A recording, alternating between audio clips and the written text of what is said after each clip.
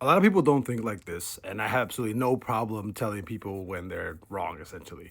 But sports betting has become an extremely horrible epidemic, right? Where a lot of people go into, if you actually do sports bet, right? You're going in, you're essentially guessing, you're doing your own research on like a notepad, and that's what you're kind of relying on.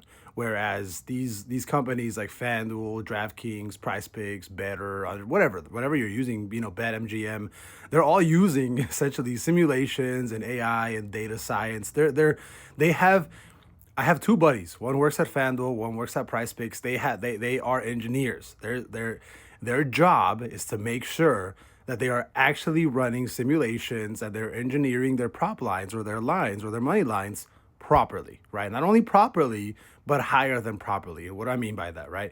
If you have, for example, LeBron James to score 30 points, and in their simulation, in their AI, and their modeling, right, they have, oh, you know what? I think LeBron James is going to score 30 points against the Thunder, right?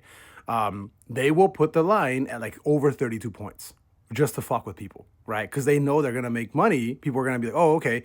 Vegas already knows that that LeBron James's max probably potential is gonna go like at 30, right? Every single line that you see, that's the prediction for them, right? If not, like if anything lower, if they have a line at 30 points, they probably think like Vegas probably thinks that they're going to hit 28 points. So that's how you lose your money. But that's where those one or two that's where those 1 or 2 points come in and fuck you, right? That's what I'm trying to fix with Game Trap, right? I built Game Trap.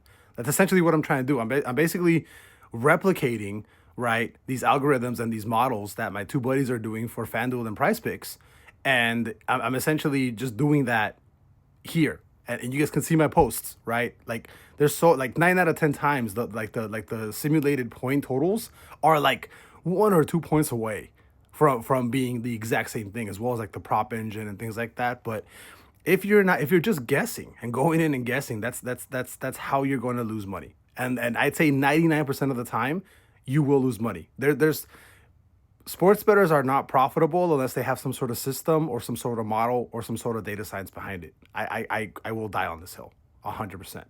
And that's why 99% of people will lose money in the long run. Or else you wouldn't have these sports books like in business. They make so much fucking money off of people who just run, 3, 4, 5, 6 and plus like parlays, that there's no reason for them to stop. If I had the chance to make a sports book, right? If I had that money to build one and like essentially cause like a gambling problem and have people, you're essentially giving people, like giving these companies money. That's really it.